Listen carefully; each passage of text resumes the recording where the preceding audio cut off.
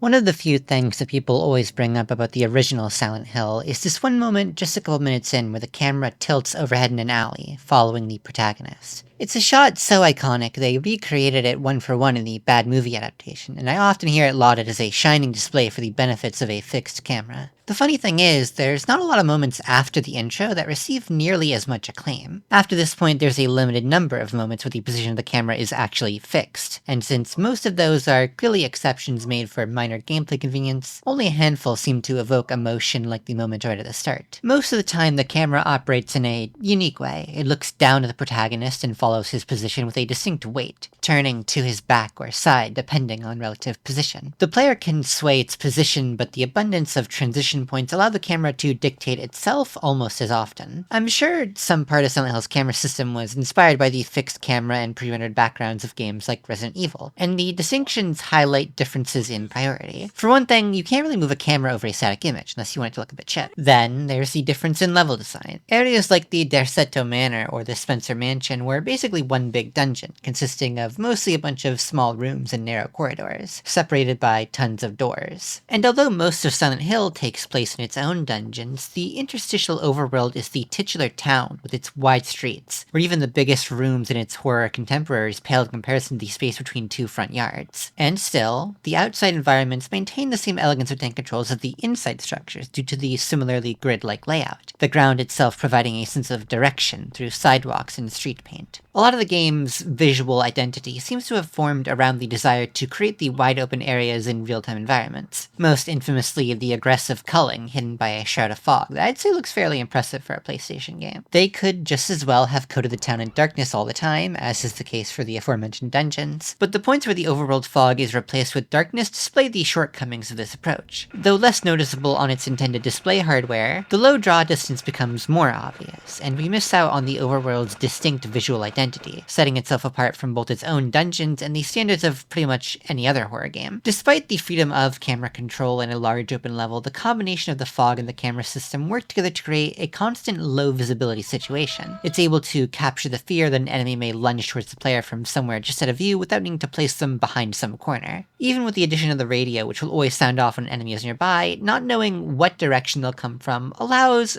some paranoia to remain ever present. The overworld enemies, then, are designed to complement these foundational systems and the wide-open level design in the ways they challenge the player. Despite how loud and aggressive they may be, it's not difficult to outrun the dog-like creatures because they can't move faster than the player. But early on, the player is forced to precisely interact with objects in their territory. They lunge around and then circle back in broad elliptical arcs, going enough distance that the player will struggle to keep them on screen through all their movement. This is meant as a test to mentally understand their positions and movements relative to the protagonist, even when you can't see them. And this lesson is drilled in early on by the player's lack of effective melee weaponry, and the fact you'll often encounter these enemies in groups. In this regard, the flying monsters are similar yet stronger foes, as not only will their flight often position them outside the view of the downward pointed camera, but they can fly faster than the protagonist can run, allowing them to catch up and deal damage if left alive. These enemies wouldn't really work as well if you could just keep the camera locked onto them, and they would also be almost unreasonably oppressive in close quarters, as the game demonstrates a few times in optional moments, but more importantly with the very first enemy encounter, in which it feels quite difficult to avoid getting hit. While this moment is ostensibly just a hands-on tutorial, which not only teaches the enemy alerting function of the radio and ensures the player understands the basic controls, it's a real statement that the very first room with a save point is immediately breached. Even if you don't have the genre experience that might make a save room scare feel all the more shocking, the game is basically telling you that anywhere can be dangerous. Although, it doesn't actually send out an enemy in a room with a save point from here on out, nor does it throw an enemy as dangerous as this inside the walls of a dungeon. In Midwich Elementary School, a level partially fashioned off of the school and set design featured in the film Kindergarten Cop, the main enemy type are these knife-wielding gray children. Because the innards of the dungeons at minimum require doubling back through certain rooms, and imperfect navigation means multiple trips, any enemy left alive may remain a threat more presently than any individual one the player may have encountered outside. In accordance to that, instead of being fast and making you feel like you gotta run away, these little guys are pretty slow. It's not impossible for them to catch the player off guard, as their low profile allows them to sneak under the camera's view and let them get off an attack, especially if the player is distracted by another enemy. Being slow means that simply running around them is often viable, but it may be difficult to pull off such a maneuver on only a few seconds of observation, making that better for someone who's already memorized their starting positions within each room. Melee combat is difficult due to their lunge, but not impossible if you get the timing down and dodge out of the way. But by far the most effective offense is just shooting them, which can be done at a decently safe distance. And unlike the intentional rigidity of a Resident Evil protagonist, Silent Hill allows the player to move around while aiming, decreasing the danger of a sneak attack from another enemy. Once you figure out how many bullets it takes to down them, you'll know exactly the cost of each kill from here on out, as the radio will outright tell when every enemy has been dealt with.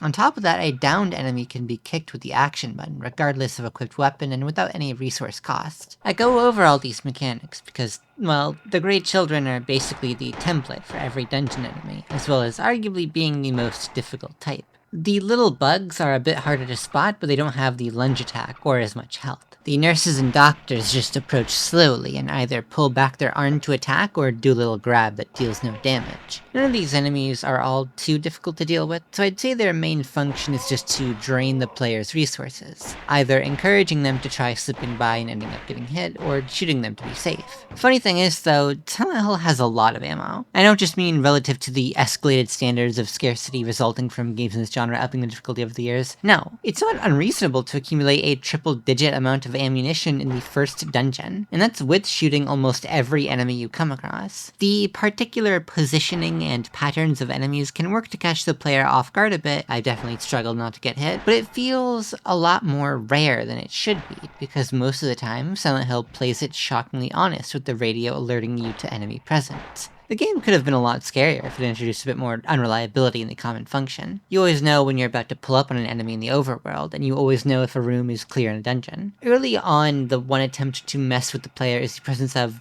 effectively a false positive. These shadow enemies can't actually hurt you, but they trigger the radio and make high-pitched noises to make you think there's danger nearby. I guess the idea is meant to be that maybe you'll enter a room assuming it's just one of these guys and lower your guard after frequent exposure. But for me, it had the opposite effect. I was always on edge assuming they'd find a way to hurt me. That's kinda on me because the combination of their diminutive size and the fact they can barely walk on 2 feet shows the amount of effort their design puts in to convey that they're harmless. But either way, this never really caused me to make some major mistake. Another way in which the game feels too honest is that you pretty much always know when you need to heal. The controller vibrates mimicking a heartbeat whenever the health is too low or close to low. It's a cool effect, but paired with the healing items neatly segmented into 3 categories with the lightest heal being the most common, it misses a bit of opportunity to ask the player to make a trade-off. I'm not really thinking, what's my health like? Should I use this now and waste a bit so I don't risk dying later? Or should I take another hit so it's more efficient? I'm just going, oh yeah, I'm low. I'll use a little bottle. It's not like it's impossible to die, even if you played the game a few times. But in comparison to something like Resident Evil, which not only has tougher enemies and a less agile player character and inventory limitations and the healing system with various trade-offs and everything else, well, the action side of Silent Hill isn't that difficult, especially early on. One might say it's a good game for someone who's looking to get into the genre, but that feels a bit insulting, since it could be argued that great survival horror creates much of its anxiety from difficulty, particularly in the form of punishment. I might say, in its defense, Silent Hill focuses more on navigation and individual detail rather than the broad strokes of combat and resource management. All the time you spend on our first playthrough, and to be fair, even in future playthroughs, we'll be carefully studying the various maps the game provides. This is even with all the examples of decently intuitive design in the layout of the world, such as the half-blocked alleyway in front of Midwich that leads you right in front of it on the way there and entices the player towards Kay Garden's backyard on the way out. And although the importance of that location is telegraphed when you approach by a bespoke camera angle, only a bit later on the way to the Balkan Church you can tell you're right in front of it with the giant cross as a landmark visible from the sidewalk. I might say that although the particular paths through the locked doors of dungeons may be winding and non-linear, the core level design is built upon spaces that attempt to reasonably approximate realistically intuitive locations. In comparison to the really bizarre layouts of Alone in the Dark or Resident Evil, it feels a bit more impressive to feature both form and function. I also think these layouts are important for when the game transitions into contrastingly more bizarre forms. I'm sure that reusing similar layouts for the nightmare variations of some areas was more a choice for tone than gameplay, and I would say the clash of familiarity and contrast works well, but it also functions as an interesting challenge to the player's navigational skills, asking them to distinguish the old layout from the new, more restrictive one. Contrast in function is also shown in a very important but easily missable moment. Going to the girls' bathroom on the first floor actually teleports the player to the second floor, with no immediate feedback or indication. The player has to exit,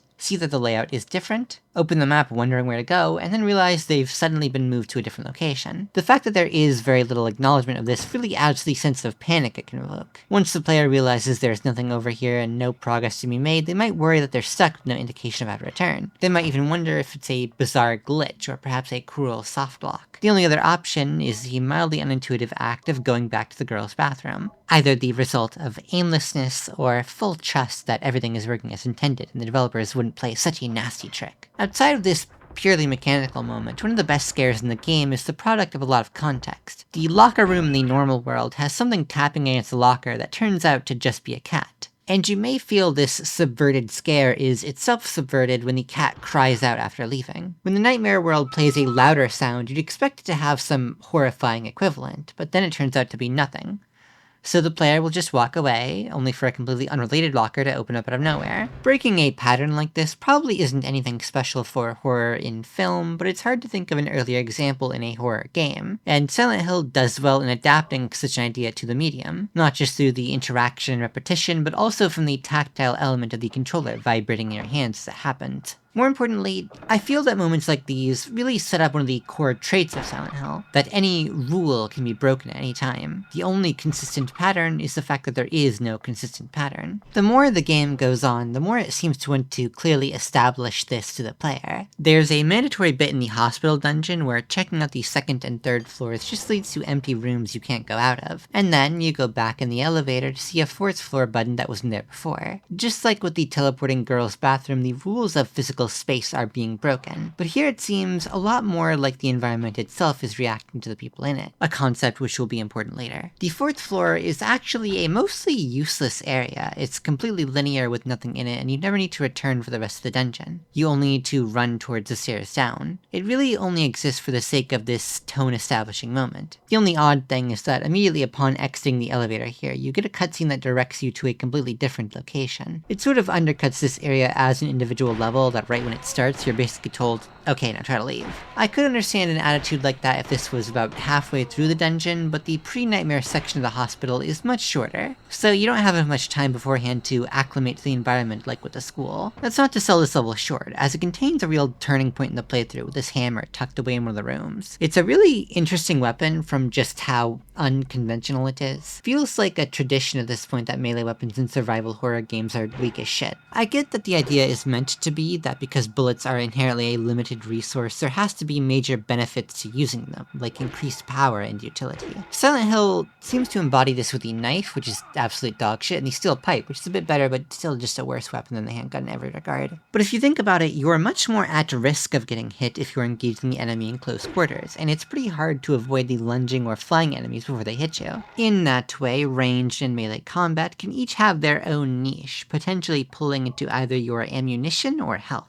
Silent Hill has plenty of systems that try to bring balance between the two, but I think the one thing that really highlights melee combat as having a niche is just that the hammer is really powerful. It does a lot of damage, with the only downsides being it's a bit slow and you can't move while attacking. If an enemy is positioned close enough that you don't react in time, or if it moves quickly or really enough to approach before you attack, or if there's a bunch of enemies right in front of you, then you'll probably get hit. But it's very useful in the dungeons, which are the places where you'll engage in combat the most. But I guess, in spite of the game technically being effective in creating a balance between both combat methods, it feels like a blunt solution that some enemies are better to fight melee because they're too weak to be worth shooting, and some enemies are better to fight ranged because they're just too strong. Hardly something to be upset over, but Silent Hill is usually good at coming up with clever solutions to a problem. Not just with subtler things like the fog, but even with the kind of thing the average player would pick up on, such as the various puzzles found throughout the dungeons. A lot of the game does require mental faculties, but there's a clear difference between the navigational challenge of interpreting a map and the full-on riddle the game throws at you in the music room. It's kind of funny because this is only the second of 3 hints in a sequence to get to the Nightmare School, paired together by a list of hints that give the proper order of operations. I always wondered why it was ordered in such a way. The instructions are pretty much arbitrary regardless, and it's not like explicit direction is needed, because on a first playthrough, you should already be checking everywhere you can, regardless of whether it's essential to progress or not. The shotgun is almost shockingly easy to miss in the Nightmare School following this, after all. I suppose the simplicity of putting a nearby chemical on a random hand or just going to the other side of the school to press a button in the basement makes for a good contrast against figuring out the pattern of notes to play based on the hint of the text and their relative position. Leaning again into the idea of breaking patterns, the difficulty of each individual task is intentionally random. The hospital's door essentially turns the piano puzzle into most of the dungeon's content, having the player seek out 4 different keys from across the dungeons acquired through various methods, and then decode the riddle to determine how to place them. I did find this to be a bit awkward because the image for what is meant to be green looks a bit more cyan to me, but despite arguably being more complicated, this overall feels a bit less shocking because it's being built up to so much, as opposed to the piano coming out of nowhere. But perhaps because of that build-up, the hospital feels quite different in structure from the school. Again, on the subject of breaking patterns, well, the first 2 or so hours of the game seem to be setting up a structure of overworld traversal and lead up to lengthy dungeons, which take place in both the normal and nightmare world. This pattern is broken after leaving the second dungeon, which isn't even bookended by a boss like the first. The next hour or so becomes an irregular rhythm of short yet frequent bouts of overworld traversal, featuring the first appearance of a nightmare overworld, broken up by what I'll call mini-dungeons. Instead of intricate multi-floor complexes with non-linear navigation, these are just a few rooms forming a simple sequential path. You go in the antique shop, then come right out. A minute later, you go 2 rooms into the town center, fight a boss, then come right out. Then you fight another boss only 5 minutes later on top of a building in the overworld. Not to say that the dungeons beforehand were boring, but they were simple in the amount of recurring elements they displayed, and that's contrasted with just how many things are introduced in the next few sections. First, the overworld gets a new enemy, this whimpering ape thing. It isn't fast enough to catch up with the player, but can get a hit off more easily if the player runs into it. Definitely the scariest moment is the immediate surprise of having no idea what it is, and also how long it keeps you held down when it does attack. And then shortly after this, the overworld itself changes, and we see alternate versions of various enemies. These basically operate on the same mechanics as the flying monsters and the dog-like creatures, and the other one they just introduced, but they're stronger and tougher. The enemies all getting better is a bit of a trend in the second half of the game. Counterintuitively though, the boss complexity does seem to decrease a bit. Kind of like how the Grey Children in the school are the most complicated enemy type, the Split-Head Lizard is the most complicated boss by the sheer fact it has a distinct second phase after it's been shot enough. It will open its mouth for an attack that will instantly kill the player, but it leaves itself vulnerable in the process. Its normal lunging attack comes out pretty quickly, but the player has ample opportunity to get some distance, especially with the structure in the middle of the arena. There's a fairly intuitive trade-off the player must make between time spent attacking and time spent avoiding attack,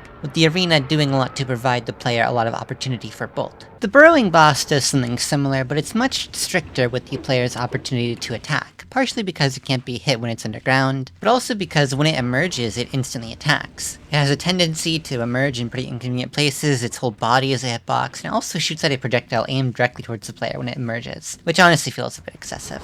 The Moth boss has a similar thing going on, it just hangs above the protagonist trying to get into position to attack with its stinger, which the player can pretty easily avoid, but the more difficult move is the intermittent projectile it launches out, which can be pretty hard to spot. In both cases, this projectile exists because the boss would be pitifully easy if it was just a matter of running around in a circle while attacking. The downside, in my opinion, is that the design feels a bit haphazard. After about 7 takes on the burrowing boss, I don't really feel like I understand how to react to their attacks with perfect efficiency. It's more like I was either tanking through it or playing overly cautiously and not fighting quickly enough. I feel like I've mostly gotten the Moth boss down, but it's not very interesting for me to just move around in a circle. And because the ammunition and healing items are plentiful enough, even my clearly inefficient play got me through more than fine, which meant I never really needed to understand the bosses all that well, which sort of feels bad on both fronts. It's difficult to understand, but even if I did, there wouldn't be a huge benefit. I think the bosses are at a particular disadvantage compared to the normal enemies when it comes to providing a satisfying encounter. There's going to be dozens of normal enemies across a bunch of rooms and encounters that will last a minute or less, so they only have to be complex enough to give a little test to the player's maneuverability and game knowledge, or to drain just a little bit from their resources over multiple encounters. A large part of that comes in the player's ability to dictate the fight. They can judge whether running away would put them at even more risk, either now or when coming back, and the generous hit stun means the player can easily dispatch a given enemy if focused on. Barring unique enemy behaviors, a lot of the difficulty from these comes from the specific layout of the space, in the room or the overworld, and the number of enemies. The bosses have none of this. You can't run away, they can't be stunned, otherwise that wouldn't be difficult, and there's only one enemy in the boss room, the boss. While the split-head lizard had a bit of cover in an otherwise simple room, the burrowing boss and the moth boss had pretty much no cover for the player. It's easy to imagine if the bosses were more difficult encounters that really tested the various mobility options, but if it were something like dodging the attack from the Grey Children, it might overly incentivize some particular mobility option. The boss will definitely be less scary if it's basically just Simon Says, and for all I've been complaining, I must admit the awkwardness of the design does work in providing a sense of immediate fear from the threat they pose, while also draining the player's resources. I think that shows that, for all the ways in which this game isn't perfect, the developers clearly understood the fundamentals. A lot of what I said before about how the game's particular combination of elements makes it easy to avoid damage is shown as within the developer's understanding when the next few sections play around with it.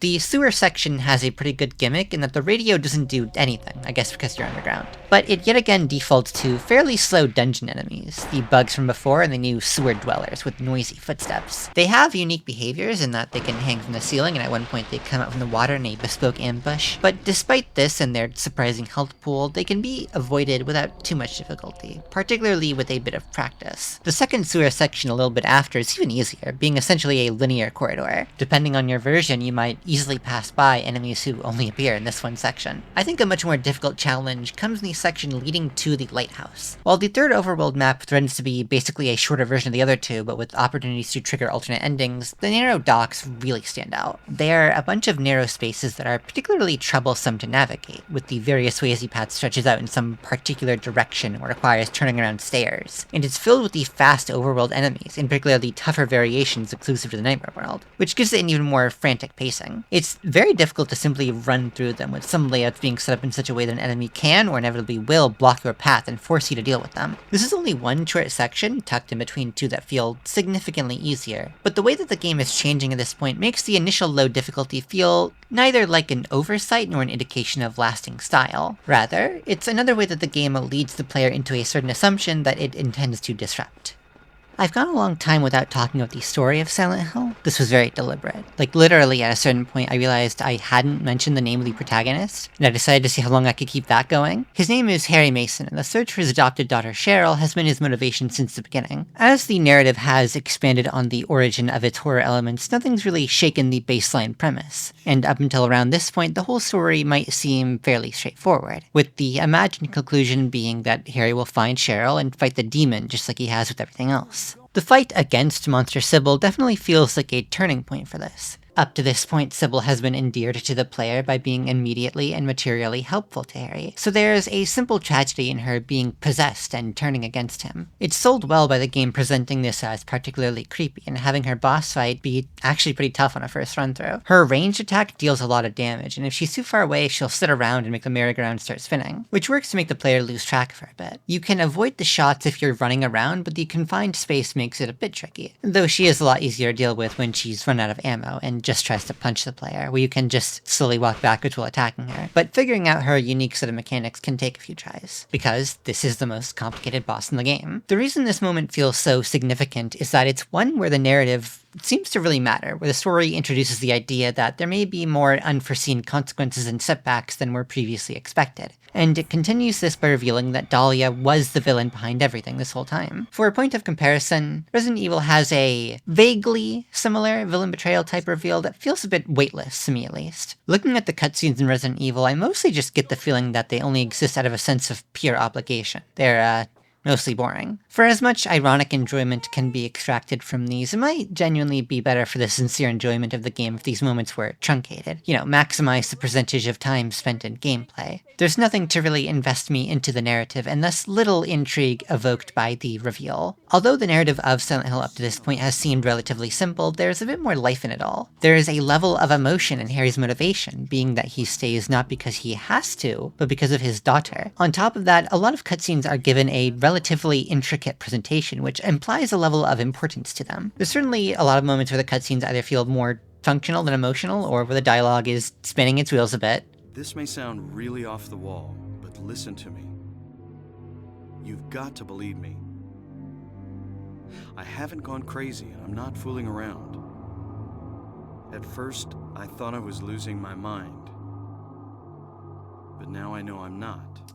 But there's also a tangible sense that something is being built up to. Dahlia manages to make a good first impression by talking like some generic mystical figure, giving Harry an apparently helpful item, and coming in to provide general direction. But there's something ominous about her, something deliberately pointed out as weird and untrustworthy. I won't say her villain reveal is jump out of your chair shocking, but there's the idea that something is yet to be paid off, and the shock of Monster Sybil right before makes it feel like something. This then really lays the groundwork for not only the more tragic character arcs, but also the tone of the final dungeon in general. Going what feels like an hour without seeing a full-length dungeon really primes this one as particularly significant, as does its position in the narrative's turning point. The camera angle resting shakily on Harry's shoulder, which only appears for this one room right before the dungeon proper, both highlights the uncomfortable and bizarre nature of the setting, but also a sense of attachment to the goal of the protagonist, as if the game is trying to tell you to stick with him despite what's about to happen. The player then ends up in a space composed of various old and new locations, arranged in not just a nonsensical order, but one explicitly impossible in coherent three-dimensional space.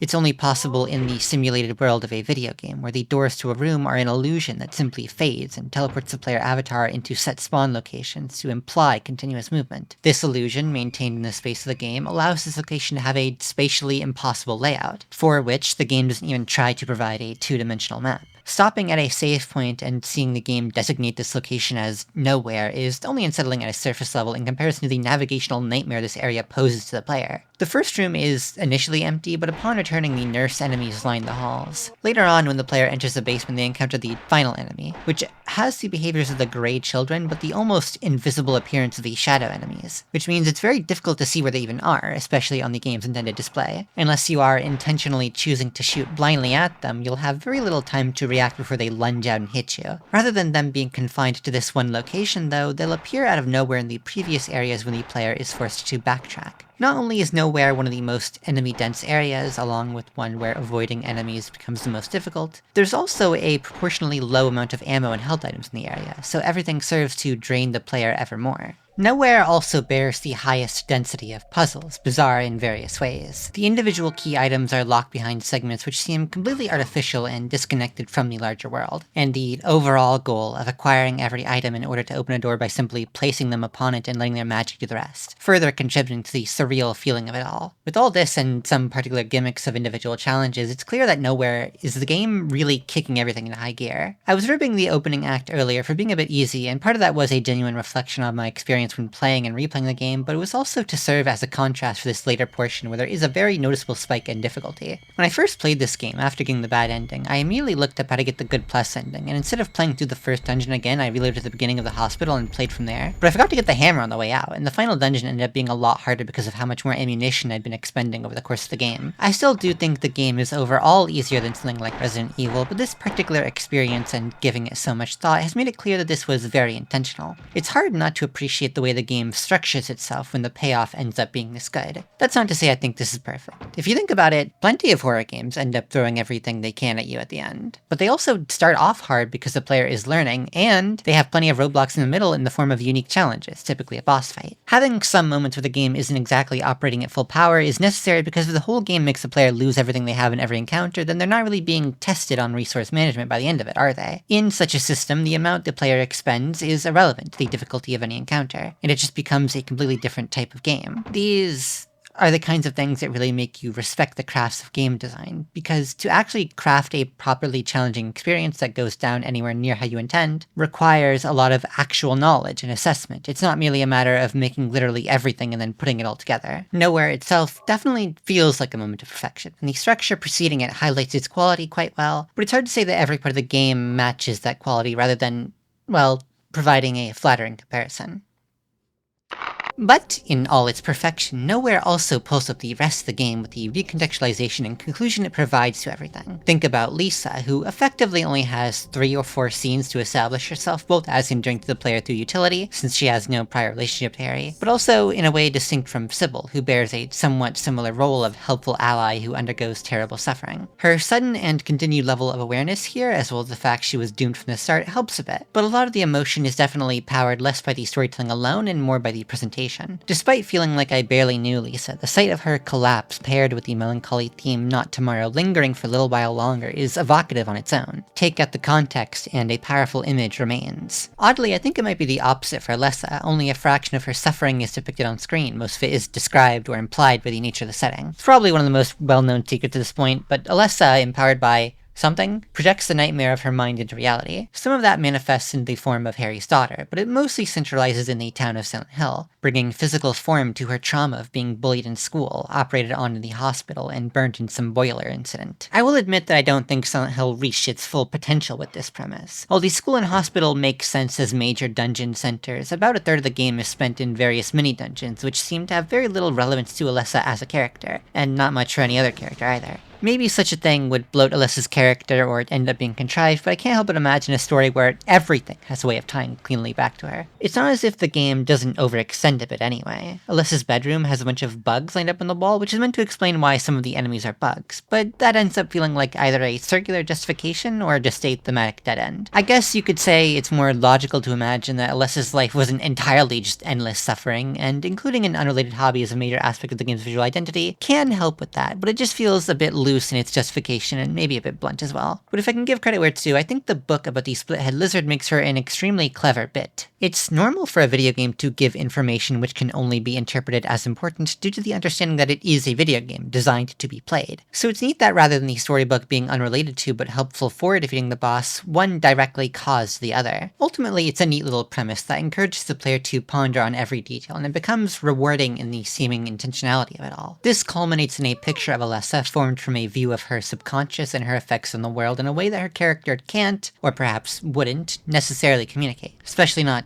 face to face to someone she doesn't know all that well. Good for Alessa that she's interesting though, because the boss fight against her, well, I can't be too hard on her. The final boss has to bear the burden of challenging the player while taking everything they've built up throughout the entire game. And in that regard, Silent Hill falters a bit because it's not difficult to just constantly heal yourself while peppering it with your surplus of bullets. It does a lot of damage, and its one attack is difficult to avoid, but that doesn't really matter when you can just tank it. It might be worse that you can only attack it with a ranged weapon, and the boss has a failsafe for a player with no bullets left where it automatically dies if you live long enough with an empty gun, because that's effectively just showing that conserving ammunition proficiency in combat doesn't matter as much as conserving health items, and I guess being able to dodge. It really just doesn't feel interesting as an encounter at all. The bad ending, which the player is likely to obtain on their first playthrough due to the circuitous and obscure nature of the ending mechanics, is genuinely jaw-dropping. There is a moment, I imagine, where you're meant to assume this is the only outcome, before the game clarifies this as the bad ending, but a lot of that is spoiled by the fact that there are other Silent Hill games ostensibly set in the same continuity, so it can't all be a dream. But even without feature material, the mechanics of Alessa's projection of a physical form and Harry miraculously surviving the attack at the beginning of the game seem to imply that even if he did die in a car accident in the beginning, the events of the game could still have played out as they did. It's not necessarily that the logic of the narrative reality is in a superposition that collapses related to future, seemingly unrelated factors. Rather, Harry's brain matter is in a superposition of being in his head or on his dashboard. Either way,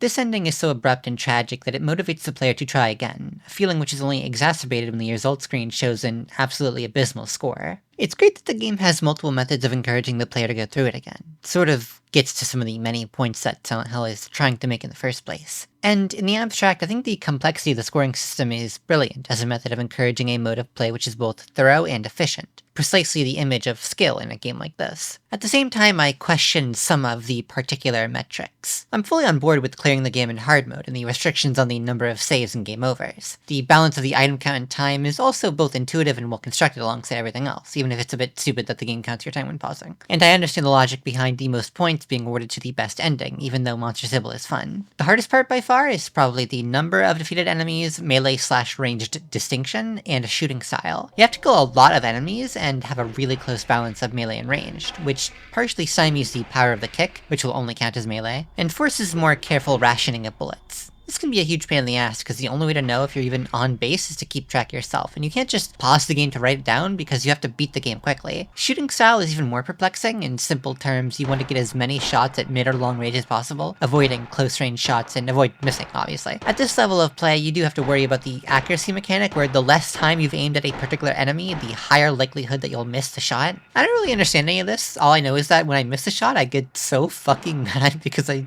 really don't have a clear mechanism to judge if I'm making the wrong choice before I make it. This mechanic works really well if the goal is just survival and the intention is to throw a wrench into the plan, but the game deciding on its own that my shots will miss and then grading me for not standing around to guarantee that shot would hit just doesn't feel fun. Related to all this, there is a mechanic unlocked on Next Sphere which multiplies the number of bullets, and most people recommend this if you go for the 10-star, since it doesn't affect score. It's possible to do without bullet adjust, but it's difficult enough it's almost hard to imagine the developers intended it to be played this way. But I've always thought that it feels a bit weird using options tucked away in a menu or that you can't use on your first playthrough to undercut the resource management. I don't think this makes anyone's run less legitimate, rather I just consider this an issue on the part of the game's balancing. On a slimmer note, I'm not a big fan of the metric where you have to clear the game 4 times before doing your score run. I can appreciate that the mechanics of Next Sphere upping the difficulty and adding new items and all, it works well to make a score run a particular kind of challenge. But it's such an awkward number and doesn't really align with the likely sequence of obtaining endings that the average player would go for. This problem might be alleviated if the particular ending you got didn't change the score, but instead